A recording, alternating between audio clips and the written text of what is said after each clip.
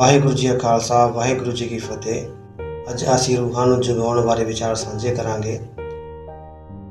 ਪਰ ਅਤੀਤ ਦੀਆਂ ਰੂਹਾਂ ਨੂੰ ਮੁੜ ਜਗਾਉਣ ਦਾ ਇਹ ਅਮਲ ਇੰਨਾ ਸਹਿਲ ਤੇ ਸਰਲ ਪੱਧਰਾ ਨਹੀਂ ਹੈ। ਆਖਰ ਕੌਮੀ ਵਿਰਸਾ ਕੋਈ ਪੱਧਰੇ ਜਾਂ ਲਾਵਾਰਸ ਖਜ਼ਾਨਾ ਨਹੀਂ ਕਿ ਕਿਸੇ ਦਾ ਜਦੋਂ ਜੀ ਕੀਤਾ ਉਸ ਉੱਤੇ ਹੱਕ ਜਮਾ ਲਿਆ। ਵਿਰਸਾ ਕੌਮਾਂ ਦਾ ਰੂਹਾਨੀ ਸਰਮਾਇਆ ਹੁੰਦਾ ਹੈ। ਇਸ ਨਾਲ ਕੋਈ ਰੂਹਾਂ ਵਾਲਾ ਹੀ ਸੰਵਾਦ ਰਚਾ ਸਕਦਾ ਹੈ। ਇਹ ਸੁਭਾਗ ਹਰ ਕਿਸੇ ਨੂੰ ਨਸੀਬ ਨਹੀਂ ਹੋ ਸਕਦਾ।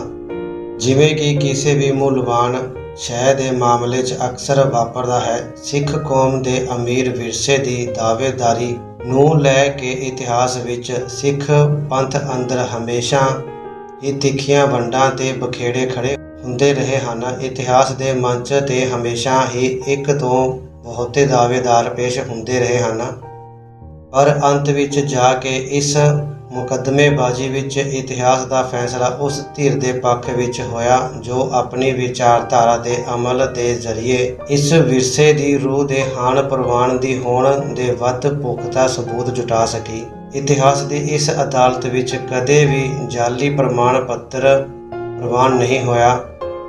ਇਤਿਹਾਸ ਦੇ ਨਾਇਕ ਬਣਨ ਦਾ ਮਾਣ ਉਸ ਦੇ ਹਿੱਸੇ ਆਇਆ ਜੋ ਸੱਚਾ ਪ੍ਰਮਾਣ ਪੱਤਰ ਪੇਸ਼ ਕਰ ਸਕਿਆ। ਜਿਹੜੇ ਕਿਸੇ ਵੀ ਪੱਖੋਂ ਕੱਚੇ ਜਾਪੇ ਉਹ ਇਤਿਹਾਸਕਾਰ ਅਮਲ ਦੇ ਹਾਸ਼ੀਏ 'ਤੇ ਜਾ ਟਿਕੇ। ਗਦਰੀ ਦੇਸ਼ ਭਗਤ ਜਿਨ੍ਹਾਂ ਤੋਂ ਵੱਡੀ ਗਿਣਤੀ ਪੰਜਾਬ ਦੇ ਸਿੱਖ ਕਿਸਾਨਾਂ ਦੀ ਸੀ ਨੇ 20ਵੀਂ ਸਦੀ ਦੇ ਆਰੰਭਕ ਵਰ੍ਹਿਆਂ ਅੰਦਰ ਪੰਜਾਬ ਦੀ ਜਨਤਾ ਨੂੰ ਬਰਤਾਨਵੀ ਸਾਮਰਾਜਵਾਦ ਦੀ ਗੁਲਾਮੀ ਵਿਰੁੱਧ ਹਥਿਆਰਬੰਦ ਬਗਾਵਤ ਲਈ ਉਤੇਜਿਤ ਕਰਨ ਦੇ ਮਨੋਰਥ ਨਾਲ ਜੁਝਾਰੂ ਸਿੱਖ ਵਿਰਸੇ ਦੀ ਸੁਚੇਤ ਵਰਤੋਂ ਕਰਨ ਦੇ ਗਹਿਰ ਗੰਭੀਰ ਯਤਨ ਕੀਤੇ ਹਨ।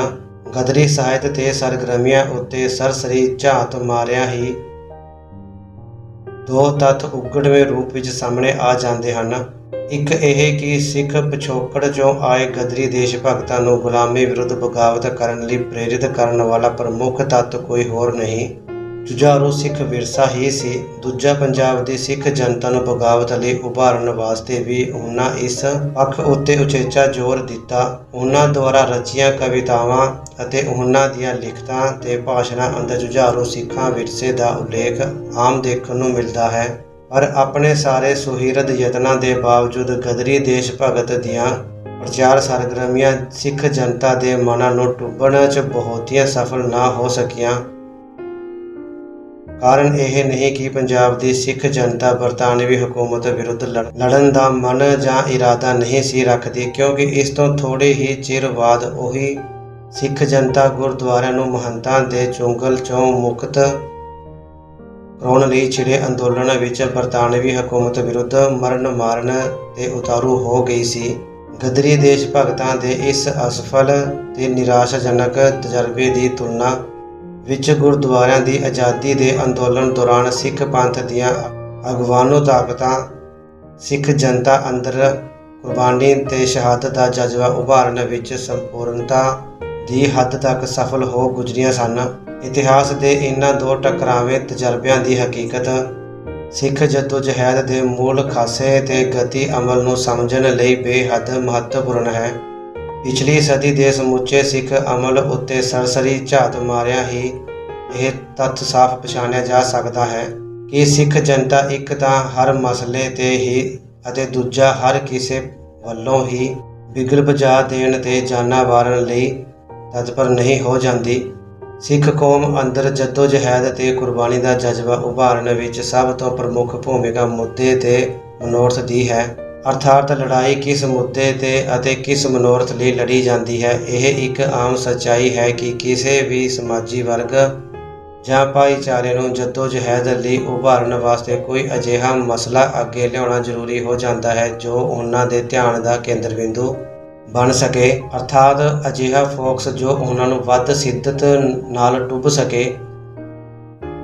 ਆਪਣੇ ਮੂਲ ਚਰਿੱਤਰ ਅਤੇ ਸੰਵੇਦਨਸ਼ੀਲਤਾ ਦੇ ਪੱਖ ਤੋਂ ਸਾਰੇ ਵਰਗ ਜਾਂ ਕੌਮੀ ਭਾਈਚਾਰੇ ਇੱਕੋ ਜਿਹੇ ਨਹੀਂ ਹੋਇਆ ਕਰਦੇ, ਹੋ ਹੀ ਨਹੀਂ ਸਕਦੇ, ਕਿਉਂਕਿ ਅਜਿਹਾ ਹੋ ਜਾਣ ਨਾਲ ਕੁਦਰਤ ਦੇ ਵੰਨ ਸੁਵੰਨਾਂ ਦੇ ਨਿਯਮ ਵਿੱਚ ਭੰਗਣਾ ਪੈਂਦੀ ਹੈ। ਹਰ ਕੌਮ ਦੇ ਮਨਾਂ ਦੇ ਨਾਜ਼ੁਕ ਹਿੱਸੇ ਅਲੱਗ-ਅਲੱਗ ਹੋਇਆ ਕਰਦੇ ਹਨ। ਕੋਈ ਕਿਸੇ ਖਾਸ ਗੱਲ ਦੀ ਵੱਧ ਜੋਬ ਮੰਨਦਾ ਹੈ ਤੇ ਕੋਈ ਦੂਜਾ ਕਿਸੇ ਹੋਰ ਗੱਲ ਦੀ। ਕਿਸੇ ਦਾ ਕੌਮੀ ਸਵੈਮਾਨ ਕਿਸੇ ਖਾਸ ਗੱਲ ਨਾਲ ਜੁੜਿਆ ਹੁੰਦਾ ਹੈ ਤੇ ਕਿਸੇ ਦੂਜੇ ਦਾ ਕਿਸੇ ਹੋਰ ਗੱਲ ਨਾਲ। ਮਨੁੱਖਾਂ ਤੇ ਕੌਮੀ ਭਾਈਚਾਰਿਆਂ ਵਿਚਕਾਰ ਇਹ ਵਖਰੇਵੇਂ ਨਿਰੋਲ ਇਤਿਹਾਸ ਦੀ ਦੇਣ ਨਹੀਂ ਹੁੰਦੇ। ਇਸ ਵਿੱਚ ਇਲਾਹੀ ਰਹਿਮਤ ਦਾ ਵੀ ਵੱਡਾ ਯੋਗਦਾਨ ਹੁੰਦਾ ਹੈ। ਪੈਗੰਬਰ ਦੀ ਮਾਨਤਾ ਹਰ ਸੰਗਠਨ ਧਰਮ ਦਾ ਬੁਨਿਆਦੀ ਆਧਾਰ ਹੈ। ਹਰ ਧਰਮ ਦੇ ਲੋਕ ਆਪਣੇ ਪੈਗੰਬਰਾਂ ਨੂੰ ਪਰਮੇਸ਼ਰ ਮੰਨਦੇ ਤੇ ਉਹਨਾਂ ਪ੍ਰਤੀ ਅਨੰਤ ਸ਼ਰਧਾ ਤੇ ਸਨੇਹ ਜਤਾਉਂਦੇ ਹਨ। ਪਰ ਸਿੱਖਾਂ ਦੀ ਆਪਣੇ ਗੁਰੂਆਂ ਨਾਲ ਮੋਹ ਮੁਹੱਬਤ ਦੀ ਤਾਸੀਰ ਹੀ ਕੁਝ ਅਲੱਗ ਹੈ। ਆਪਣੇ ਗੁਰੂਆਂ ਦੀ ਹਰ ਯਾਦ ਅਤੇ ਉਹਨਾਂ ਦੀ ਹਰ ਨਿਸ਼ਾਨੀ ਪ੍ਰਤੀ ਜੋ ਅਦਬ ਅਤੇ ਪਿਆਰ ਸਿੱਖ ਹਿਰਦਿਆਂ ਅੰਦਰ ਹੈ, ਉਹ ਲਾਮਿਸਾਲ ਹੈ ਤੇ ਲਾਜਵਾਬ ਵੀ ਹੈ। ਧਾਰਮਿਕ ਗ੍ਰੰਥਾਂ ਵਿੱਚ ਅਟੁੱਟ ਸ਼ਰਧਾ ਹਰ ਧਰਮ ਦਾ ਮੂਲ ਆਧਾਰ, ਪਰ ਸਿੱਖ ਧਰਮ ਅੰਦਰ ਜੋ ਸਥਾਨ ਤੇ ਮਹੱਤਵ ਗੁਰੂ ਗ੍ਰੰਥ ਸਾਹਿਬ ਨੂੰ ਹਾਸਲ ਹੈ, ਉਹ ਦੁਨੀਆ ਅੰਦਰ ਕਿਸੇ ਧਾਰਮਿਕ ਗ੍ਰੰਥ ਨੂੰ ਨਹੀਂ। ਸਿੱਖਾਂ ਵੱਲੋਂ ਗੁਰੂ ਗ੍ਰੰਥ ਸਾਹਿਬ ਨੂੰ ਖਾਲੀ ਧਾਰਮਿਕ ਪੋਥੀ ਨਾ ਸਮਝ ਕੇ ਇਸ ਨੂੰ 10 ਪਾਤਸ਼ਾਹੀਆਂ ਦੀ ਆਤਮਿਕ ਜੋਤ ਅਤੇ ਹਾਜ਼ਰਾ ਹਜ਼ੂਰ ਗੁਰੂ ਦਾ ਰੁਤਬਾ ਦੇਣਾ ਧਰਮ ਦੇ ਇਤਿਹਾਸ ਅੰਦਰ ਅਨੁੱਠੀ ਮਿਸਾਲ ਹੈ। ਗੁਰਦੁਆਰਾ ਸਿੱਖਾਂ ਲਈ ਗੁਰੂ ਦਾ ਘਰ ਹੈ, ਅਰਥਾਤ ਉਹ ਮੁਕੱਦਸ ਸਥਾਨ ਜਿੱਥੇ ਗੁਰੂ ਆਪ ਵਸਦਾ ਹੈ, ਗੁਰੂ ਗ੍ਰੰਥ ਸਾਹਿਬ ਦੇ ਰੂਪ ਵਿੱਚ। ਇਸ ਤਰ੍ਹਾਂ ਗੁਰਦੁਆਰਾ ਸਿੱਖਾਂ ਲਈ ਖਾਲੀ ਪੂਜਾ ਦਾ ਸਥਾਨ ਨਾ ਹੋ ਕੇ ਗੁਰੂ ਦਾ ਠਿਕਾਣਾ ਹੈ, ਜਿਸ ਦੀ ਜਾਂ ਤਾਂ ਕਿਸੇ ਪਾਤਸ਼ਾਹੀ ਨਾਲ ਸਿੱਧੀ ਇਤਿਹਾਸਕ ਸਾਂਝ ਜੁੜੀ ਹੋਈ ਹੈ, ਜਾਂ ਤਾਂ ਗੁਰੂ ਗ੍ਰੰਥ ਸਾਹਿਬ ਦੇ ਪ੍ਰਕਾਸ਼ ਤੇ ਪਾਠ ਦਾ ਸਦਕਾ ਹੀ ਇਹ ਸਿੱਖਾਂ ਨੂੰ ਗੁਰੂ ਦੀ ਨਿਰੰਤਰ ਹੋਂਦ ਦਾ ਅਹਿਸਾਸ ਕਰਾਉਂਦਾ ਹੈ। ਇਸ ਦ੍ਰਿਸ਼ਟੀ ਤੋਂ ਵੇਖਿਆ ਗੁਰਦੁਆਰਾ ਸਿੱਖਾਂ ਲਈ ਉਹਨਾਂ ਦੀ ਸਭ ਤੋਂ ਵੱਧ ਪਿਆਰੀ ਤੇ ਸਭ ਨਾਲੋਂ ਵੱਧ ਕੇ ਪੂਜਨੀਕ ਹਸਤੀ ਨੂੰ ਅੰਗੀਭੂਤ ਕਰਦੀ ਮੁਕੱਦਸ ਜਗ੍ਹਾ ਹੈ। ਇਸ ਕਰਕੇ ਗੁਰਦੁਆਰਿਆਂ ਨਾਲ ਸਿੱਖਾਂ ਦੇ ਪ੍ਰੇਮ ਭਾਵ, ਲਗਾਓ ਤੇ ਸ਼ਰਧਾ ਦੀ ਕੈਲਕੂਲੇਸ਼ਨ ਅਸਲੋਂ ਹੀ ਅਨੋਖੀ ਹੈ। ਓਪਰਿਆਂ ਲਈ ਇੱਕਦਮ ਅਚੰਭਾਜਨਕ ਸਿੱਖਾਂ ਦਾ ਸਵੈਮਾਨ ਜਿਸ ਚੀਜ਼ ਨਾਲ ਸਭ ਤੋਂ ਵੱਧ ਜੁੜਿਆ ਹੋਇਆ ਹੈ, ਉਹ ਗੁਰਦੁਆਰੇ ਹਨ। ਇਹ ਸਿੱਖ ਕੌਮ ਦੀ ਆਬਰੂ ਤੇ ਸਨਮਾਨ ਦਾ ਚਿੰਨ੍ਹ ਹਨ। ਇਹੀ ਕਾਰਨ ਹੈ ਕਿ ਗੁਰਦੁਆਰੇ ਦਾ ਕਿਸੇ ਵੀ ਰੂਪ ਵਿੱਚ ਅਪਮਾਨ ਸਿੱਖਾਂ ਲਈ ਸਹਿਣ ਕਰ ਸਕਣਾ ਮੁਸ਼ਕਿਲ ਹੋ ਜਾਂਦਾ ਹੈ। ਇਹ ਅਣਹੋਣੀ ਤਟਫਟ ਅਤੇ ਅਟੱਲ ਰੂਪ ਵਿੱਚ ਉਹਨਾਂ ਦੀ ਬਰਦਾਸ਼ਤ ਤੋਂ ਬਾਹਰੀ ਹੋ ਨਿਬੜਦੀ ਹੈ। ਇਸ ਤੱਥ ਦੀ ਪੁਸ਼ਟੀ ਇੱਕ ਸਰਵੇਖਣ ਦੁਆਰਾ ਵੀ ਹੋਈ ਹੈ ਕਿ ਦੁਨੀਆ ਦੇ ਹੋਰਨਾਂ ਧਾਰਮਿਕ ਭਾਈਚਾਰਿਆਂ ਦੇ ਮੁਕਾਬਲੇ ਸਿੱਖ ਵੱਧ ਸ਼ਿੱਦਤ ਨਾਲ ਆਪਣੇ ਧਾਰਮਿਕ ਅਸਥਾਨਾਂ ਨਾਲ ਜੁੜੇ ਹੋਏ ਹਨ। ਸਰਵੇਖਣ ਦੇ ਮੁਤਾਬਕ ਪੇਂਡੂ ਸਿੱਖਾਂ ਚੋਂ 96.6% ਲੋਕ ਅਕਸਰ ਗੁਰਦੁਆਰੇ ਜਾਂਦੇ ਹਨ। ਇਨ੍ਹਾਂ ਚੋਂ 38.2% ਅਜਿਹੇ ਹਨ ਜੋ ਲਗਭਗ ਰੋਜ਼ਾਨਾ ਜਾਂ ਵੱਧ ਬਾਕਾਇਦਗੀ ਨਾਲ ਗੁਰਦੁਆਰੇ ਜਾਂਦੇ ਹਨ। ਇਹ ਸਰਵੇਖਣ ਪੇਂਡੂ ਇਲਾਕੇ ਦਾ ਹੈ। ਸ਼ਹਿਰੀ ਸਿੱਖ ਇਸ ਨਾਲੋਂ ਵੀ ਵੱਧ ਬਾਕਾਇਦਗੀ ਨਾਲ ਗੁਰਦੁਆਰੇ ਜਾਂਦੇ ਹਨ। ਇੱਥੋਂ ਤੱਕ ਕਿ ਕਮਿਊਨਿਸਟ ਵੀ ਖਾਸ ਕਰਕੇ ਵੱਡੀ ਉਮਰ ਦੇ ਖਾਸ ਮੌਕਿਆਂ 'ਤੇ ਗੁਰਦੁਆਰੇ ਹਾਜ਼ਰੀ ਲਾਉਣ ਤੋਂ ਨਹੀਂ ਖੁੰਝਦੇ। ਇਸ ਦੀ ਤੁਲਨਾ ਵਿੱਚ ਭਾਰਤ ਅੰਦਰ ਮੰਦਰ ਜਾਣ ਵਾਲੇ ਹਿੰਦੂਆਂ ਦੀ ਪ੍ਰਤੀਸ਼ਤਾ ਕਿਤੇ ਥੋੜ੍ਹੀ, ਸਿਰਫ 9.8 ਹੈ, ਭਾਵੇਂ ਕਿ ਘਰੇ ਹੀ ਆਰਾਧਨਾ ਪੂਜਾ ਕਰਨ ਵਾਲੇ ਹਿੰਦੂਆਂ ਦੀ ਪ੍ਰਤੀਸ਼ਤ 69.3 ਹੈ।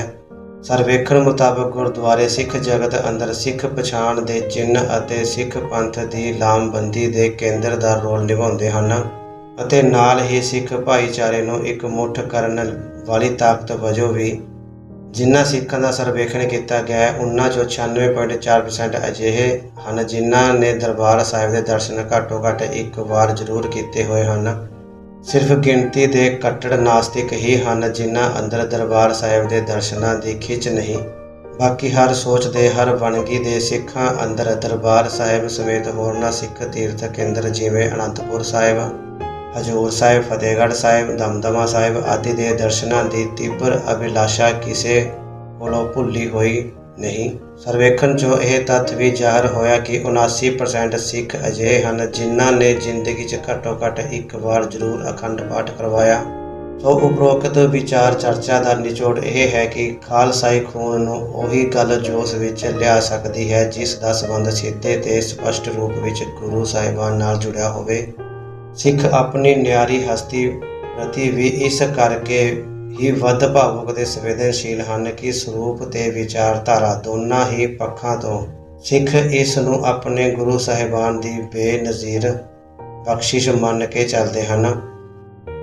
ਸਿੱਖ ਵਿਸ਼ਵਾਸ ਮੁਤਾਬਕ ਇਹ ਗੁਰੂ ਸਾਹਿਬਾਨ ਵੱਲੋਂ ਆਪਣੇ ਸਿੱਖਾਂ ਨੂੰ ਸੌਂਪੀ ਅਨਮੋਲ ਨਿਸ਼ਾਨੀ ਤੇ ਅਮਾਨਤ ਹੈ, ਜਿਸ ਨੂੰ ਮਰਦੇ ਦਮ ਤੱਕ ਸਾਂਭ ਕੇ ਰੱਖਣਾ ਉਹਨਾਂ ਦਾ ਮੁਤਬਰਕ ਫਰਜ਼ ਹੈ। ਇਸ ਦ੍ਰਿਸ਼ਟੀ ਤੋਂ ਦੇਖਿਆ ਗਦਰੀ ਦੇਸ਼ ਭਗਤਾਂ ਵੱਲੋਂ ਦਿਖਾਈ ਅਤ ਦਰਜੇ ਦੀ ਸੁਹਿਰਦਤਾ, ਸ਼ੁਰਮਗਤੀ ਤੇ ਕੁਰਬਾਨੀ ਦੇ ਬਾਵਜੂਦ ਸਿੱਖ ਜਨਤਾ ਅੰਦਰ ਜੁਝਾਰੂ ਸਪਿਰਿਟ ਪੈਦਾ ਕਰਨ ਦੀਆਂ ਉਹਨਾਂ ਦੀਆਂ ਉਮੀਦਾਂ ਤੇ ਤਕਰੀਬਾਂ ਦੇ ਅਸਫਲ ਹੋ ਜਾਣ ਦੇ ਕਾਰਨ ਸਪਸ਼ਟ ਹੋ ਜਾਂਦੇ ਹਨ। ਗਦਰੀ ਦੇਸ਼ ਭਗਤਾਂ ਦਾ ਪ੍ਰਮੁੱਖ ਸਰੋਕਾਰ ਸਮੁੱਚੇ ਭਾਰਤ ਦੇਸ਼ ਨੂੰ ਬਰਤਾਨਵੀ ਗਲਬੇ ਤੋਂ ਮੁਕਤ ਕਰਾਉਣਾ ਸੀ ਅਤੇ ਇਸ ਮਨੋਰਥ ਲਈ ਉਹਨਾਂ ਦਾ ਜ਼ੋਰ ਭਾਰਤ ਦੇ ਲੋਕਾਂ ਨੂੰ ਧਾਰਮਿਕ ਤੰਗਨਜ਼ਰੀ ਤੋਂ ਉੱਪਰ ਉੱਠਣ ਦੀ ਸਿੱਖਿਆ ਦੇਣ ਤੇ ਲੱਗਾ ਹੋਇਆ ਸੀ। ਇਹ ਪੈਂਤਰਾ ਦੇਖਣ ਨੂੰ ਜਿੰਨਾ ਖਰਾ, ਸ਼ੁੱਧ ਅਤੇ ਮਾਨਵਵਾਦੀ ਪ੍ਰਤੀਤ ਹੁੰਦਾ ਹੈ, ਅਮਲ ਵਿੱਚ ਉਨਾ ਹੀ ਅਸ਼ੁੱਧ ਤੇ ਉਲਟ ਉਪਜਾਊ ਹੈ। ਸਿੱਖ ਕੌਮ ਦੇ ਖਰੇ ਧਾਰਮਿਕ ਸਰੋਕਾਰਾਂ ਤੇ ਖਦਸ਼ਿਆਂ ਨੂੰ ਧਾਰਮਿਕ ਤੰਗਨਜ਼ਰੀ ਜਾਂ ਫਿਰਕਾ ਪ੍ਰਸਤੀ ਦਾ ਗੁਨਾਹ ਦੇ ਦੇਣਾ ਸਿੱਖਾਂ ਦੇ ਸੂਖਮ ਭਾਵਾਂ ਤੇ ਸਰੋਕਾਰਾਂ ਪ੍ਰਤੀ ਬੇਰੁਖੀ ਦਾ ਪ੍ਰਗਟਾਵਾ ਕਰਨਾ ਹੈ। ਇਸ ਕਰਕੇ ਆਮ ਸਿੱਖ ਜਨਤਾ ਨੇ ਜੇਕਰ ਗਦਰੀ ਦੇਸ਼ ਭਗਤਾਂ ਦੀਆਂ ਅਪੀਲਾਂ ਤੇ ਕਾਰਵਾਈਆਂ ਪ੍ਰਤੀ ਕੋਈ ਬਹੁਤਾ ਉਤਸ਼ਾਹਪੂਰਨ ਹੁੰਗਾਰਾ ਨਹੀਂ ਭਰਿਆ ਤਾਂ ਇਸ ਵਿੱਚ ਹੈਰਾਨੀ ਦੀ ਕੋਈ ਗੱਲ ਨਹੀਂ। ਦੇਸ਼ ਦੀ ਆਜ਼ਾਦੀ ਜੋ ਸਵੈ ਸਿੱਧ ਹੀ ਭਾਰਤ ਦੇ ਹਰ ਵਰਗ ਦੀ ਆਜ਼ਾਦੀ ਜਿਤਵਣ ਵਾਲਾ ਇਹ ਸਿਧਾਂਤ ਅਤੇ ਪੈਂਤਰਾ ਕਿੰਨਾ ਖੋਖਲਾ ਤੇ ਗੁੰਮਰਾਹ ਕੁਨ ਹੈ, ਸਿੱਖ ਇਸ ਨੂੰ ਭਲੀ ਭਾਂਤ ਵੇਖ ਹੰਢਾ ਚੁੱਕੇ ਹਨ। ਬਾਅਦ ਵਿੱਚ ਸ਼ਹੀਦ ਭਗਤ ਸਿੰਘ ਤੇ ਉਸ ਦੇ ਸਾਥੀ ਵੀ ਮੂਲ ਰੂਪ ਵਿੱਚ ਇਹੀ ਸਿਧਾਂਤ ਨਜ਼ਰੀਆ ਤੇ ਪਹੁੰਚ ਅਪਣਾ ਕੇ ਚੱਲੇ। ਸਗੋਂ ਭਗਤ ਸਿੰਘ ਨੇ ਪੱਛਮ ਦੀ ਲਿਬਰਲ ਵਿਚਾਰਧਾਰਾ ਦੇ ਅਸਰ ਹੇਠ ਧਰਮ ਪ੍ਰਤੀ ਆਮ ਰੂਪ ਵਿੱਚ ਹੀ ਕੁਝ ਵਧੇਰੇ ਹੀ ਇਨਕਾਰੀ ਰੁਖ ਧਾਰਨ ਕਰ ਲਿਆ ਸੀ। ਬਚਪਨ ਦੇ ਆਰੀਆ ਸਮਾਜੀ ਸੰਸਕਾਰਾਂ ਉੱਤੇ ਇਸ ਲਿਬਰਲ ਵਿਚਾਰਧਾਰਾ ਦੀ ਪਿਓਦ ਨੇ ਭਗਤ ਸਿੰਘ ਨੂੰ ਤਤਕਾਲੀ ਸਿੱਖ ਲਹਿਰ ਪ੍ਰਤੀ ਖਾਸ ਕਰਕੇ ਹੀ ਵਧੇਰੇ ਸਨਕੀ ਰਵੱਈਆ ਅਪਣਾਉਣ ਦੀ ਮੰਦਭਾਗੀ ਪੋਜੀਸ਼ਨ ਵੱਲ ਧੱਕ ਦਿੱਤਾ ਸੀ। ਇਸ ਕਰਕੇ ਗੁਰਦੁਆਰਿਆਂ ਦੀ ਆਜ਼ਾਦੀ ਦੇ ਜਿਸ ਅੰਦੋਲਨ ਨੇ ਸਾਰੀ ਸਿੱਖ ਕੌਮ ਦਾ ਧਿਆਨ ਵੱਲ ਰੱਖਿਆ ਹੋਇਆ ਸੀ, ਉਹ ਅੰਦੋਲਨ ਭਗਤ ਸਿੰਘ ਦੇ ਮਨ ਤੇ ਬਹੁਤਾ ਹਾਂ ਪੱਖੀ ਅਸਰ ਜਾਂ ਉਤਸ਼ਾਹ ਨਹੀਂ ਸੀ ਛੱਡ ਰਿਹਾ। ਇਸ ਕਰਕੇ ਸ਼ਹੀਦ ਭਗਤ ਸਿੰਘ ਦੀ ਦਿਲ ਖਿੱਚਵੀਂ ਸ਼ਹਾਦਤ ਨੇ ਉਸ ਨੂੰ ਸਿੱਖ ਜਨਤਾ ਅੰਦਰ ਭਾਵੇਂ ਕਿ ਬੇਹੱਦ ਹਰਮਨ ਪਿਆਰਾ ਜ਼ਰੂਰ ਬਣਾ ਦਿੱਤਾ ਅਤੇ ਆਪਣੀ ਦਲੇਰੀ ਤੇ ਸ਼ੁਰਮਗਤੀ ਸਦਕਾ ਉਸ ਨੇ ਭਾਰਤ ਦੇ ਹੋਰਨਾਂ ਲੋਕਾਂ ਵਾਂਗ ਹੀ ਸਿੱਖ ਜਗਤ ਅੰਦਰ ਵੀ ਮਾਣਯੋਗ ਸ਼ਹੀਦ ਦਾ ਰੁਤਬਾ ਜ਼ਰੂਰ ਹਾਸਲ ਕਰ ਲਿਆ ਹੈ। ਪਰ ਉਹ ਭਾਈ ਮਨੀ ਸਿੰਘ, ਭਾਈ ਤਾਰੂ ਸਿੰਘ ਤੇ ਬਾਬਾ ਦੀਪ ਸਿੰਘ ਜੀ ਵਰਗੇ ਸਿੱਖ ਸ਼ਹੀਦਾਂ ਦੀ ਤਰ੍ਹਾਂ ਸਿੱਖ ਪਰੰਪਰਾ ਦਾ ਦ੍ਰਿਸ਼ਟਾਂਤ ਯੋਗ ਮਾਡਲ ਨਹੀਂ ਬਣ ਸਕਿਆ। ਉਸ ਤੋਂ ਬਾਅਦ ਪੰਜਾਬ ਅੰਦਰ ਖੱਬੇ ਪੱਖੀ ਕਮਿਊਨਿਸਟ ਤਾਕਤਾਂ ਨੇ ਵੀ ਇਸੇ ਸਿਧਾਂਤਕ ਕੁਰਾਹੇ ਉੱਤੇ ਅੱਗੇ ਵਧਦੇ ਹੋਏ ਅਲੱਗ-ਅਲੱਗ ਮੌਕਿਆਂ ਤੇ ਇੱਕ ਹੱਥ ਸਿੱਖਾਂ ਦੇ ਜੁਝਾਰੂ ਵਿਰਸੇ ਨੂੰ ਉਚਿਆਉਣ, ਪਰ ਦੂਜੇ ਹੱਥ ਉਹਨਾਂ ਨੇ ਧਾਰਮਿਕ ਸਰੋਕਾਰਾਂ ਦੇ ਵਿਸ਼ਵਾਸਾਂ ਪ੍ਰਤੀ ਹੱਦ ਦਰਜੇ ਦਾ ਸਨਕੀ ਰਵੱਈਆ ਅਪਣਾ ਕੇ ਚੱਲਣ ਦੀ ਨਾਕਸ ਪਹੁੰਚ ਅਪਣਾਈ ਰੱਖੀ। ਇਸ ਵਜ੍ਹਾ ਕਰਕੇ ਸਿੱਖ ਕੌਮ ਦੇ ਵੱਡੇ ਹਿੱਸਿਆਂ ਵੱਲੋਂ ਹਰ ਅਹਿਮ ਮੌਕੇ ਤੇ ਖੱਬੇ ਪੱਖੀ ਤਾਕਤਾਂ ਨੂੰ ਠੁਕਰਾ ਕੇ ਅਕਾਲੀ ਰਾਜਨੀਤੀ ਦਾ ਡਟਵਾਂ ਪੱਖ ਪੂਰਨਾ ਕੋਈ ਸਮਝੋ ਬਾਹਰਾ ਵਰਤਾਰਾ ਨਹੀਂ, ਨਿਰਧਾਰਤ ਪੈਰਾਡਾਈਮ ਦੇ ਦਾਇਰੇ ਤੋਂ ਬਾਹਰ ਜਾ ਕੇ ਸਿੱਖ ਵਿਰਸੇ ਦੇ ਜੁਝਾਰੂ ਤੱਤ ਨੂੰ ਵਰਤਣ ਦੀ ਚੌਗਮਤੀ ਪਹੁੰਚ ਦਾ ਹਸ਼ਰ ਇਸ ਨਾਲੋਂ ਵੱਖਰਾ ਨਹੀਂ ਸੀ ਹੋਣਾ। ਇਤਿਹਾਸ ਦਾ ਇਹ ਤੱਥ ਬਹੁਤ ਹੀ ਮਹੱਤਵਪੂਰਨ ਹੈ ਕਿ ਸਿੱਖ ਰਾਜ ਦੇ ਖਾਤਮੇ ਤੋਂ ਬਾਅਦ ਸਿੱਖ ਜਨਤਾ ਸਿਰਫ ਉਦੋਂ ਹੀ ਵਿਆਪਕ ਪੱਧਰ ਤੇ ਜੱਦੋ-ਜਹਿਦ ਲਈ ਉਤੇਜਿਤ ਹੁੰਦੀ ਰਹੀ ਜਦੋਂ ਕਿਸੇ ਨਾ ਕਿਸੇ ਸ਼ਕਲ ਵਿੱਚ ਗੁਰਦੁਆਰਿਆਂ ਦੀ ਬੇਅਦਬੀ ਦਾ ਮਸਲਾ ਸਿੱਧੇ ਰੂਪ 'ਚ ਸਾਹਮਣੇ ਆ ਖੜਾ ਹੁੰਦਾ ਰਿਹਾ।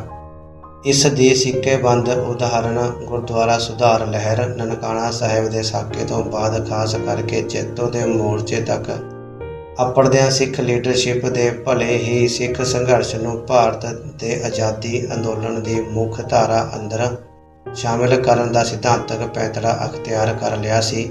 ਪਰ ਇਸ ਤੱਥ ਨੂੰ ਝੁਠਲਾਇਆ ਨਹੀਂ ਜਾ ਸਕਦਾ ਕਿ 1925 ਵਿੱਚ ਜਾ ਕੇ ਗੁਰਦੁਆਰਾ ਐਕਟ ਦੇ ਪਾਸ ਹੋ ਜਾਣ ਨਾਲ ਜਿਉਂ ਹੀ ਗੁਰਦੁਆਰਿਆਂ ਦੀ ਸੇਵਾ ਸੰਭਾਲ ਦਾ ਮੁੱਦਾ ਠੰਡਾ ਪੈ ਗਿਆ ਤਾਂ ਇਸ ਦੇ ਨਾਲ ਹੀ ਸਿੱਖਾਂ ਦਾ ਭਾਰਤ ਦੀ ਆਜ਼ਾਦੀ ਦੇ ਅੰਦੋਲਨ ਅੰਦਰ ਸਰਗਰਮ ਹੋਣ ਦਾ ਜੋਸ਼ ਵੀ ਠਰਨਾ ਸ਼ੁਰੂ ਹੋ ਗਿਆ ਸੀ। ਬਾਅਦ 'ਚ ਜਾ ਕੇ ਜਿਉਂ ਹੀ ਫਿਰ ਕਿਸੇ ਰੂਪ ਵਿੱਚ ਗੁਰਦੁਆਰਿਆਂ ਦਾ ਮੁੱਦਾ ਉੱਠ ਖੜਾ ਹੁੰਦਾ ਰਿਹਾ ਤਾਂ ਅੰਦੋਲਨ ਅੰਦਰੋਂ ਸਿੱਖ ਜਨਤਾ ਦੀ ਸ਼ਮੂਲੀਅਤ ਵਿੱਚ ਇੱਕਦਮ ਛੱਪੜਾ ਮਾਰ ਵਾਧਾ ਹੋ ਜਾਂਦਾ ਰਿਹਾ। ਭਾਰਤ ਦੀ ਆਜ਼ਾਦੀ ਤੋਂ ਬਾਅਦ ਪੰਜਾਬੀ ਸੂਬੇ ਦੇ ਅੰਦੋਲਨ ਦੌਰਾਨ ਵੀ ਅਲੱਗ-ਅਲੱਗ ਮੌਕਿਆਂ 'ਤੇ ਗੁਰਦੁਆਰਿਆਂ ਦੀ ਬੇਅਦਬੀ ਵਾਰਦਾਤਾਂ ਅੰਦੋਲਨ ਨੂੰ ਲਗਾਤਾਰ ਤਿੱਖਾ ਵੇਗ ਮੁਹੱਈਆ ਕਰਦੀਆਂ ਰਹੀਆਂ। ਇਹ ਕੋਈ ਇਤਫਾਕੀਆ ਗੱਲ ਨਹੀਂ ਸੀ ਕਿ ਸਿੱਖ ਜਗਤ ਉੱਤੇ ਜਲਿਆਂਵਾਲੇ ਬਾਗ ਦੇ ਸਾਕੇ ਨਾਲ ਨਨਕਾਣਾ ਸਾਹਿਬ ਦੇ ਸਾਕੇ ਦਾ ਅਸਰ ਵਧੇਰੇ ਗਹਿਰਾ ਤੇ ਦੇਰ ਪਾ ਸਾਬਤ ਹੋਇਆ।